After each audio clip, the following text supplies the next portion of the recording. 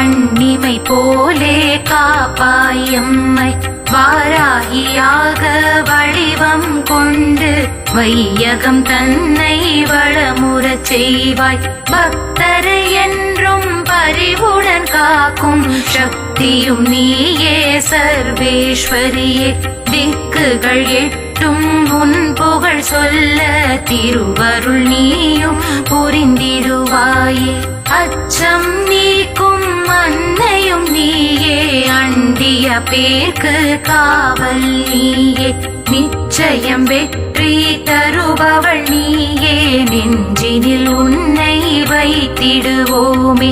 இருகரம் குவித்து வணங்கிடுவோரை என்றும் மகிழ்வுடன் ஆதரிப்பாயே வரும் வினை நீக்கி வரும்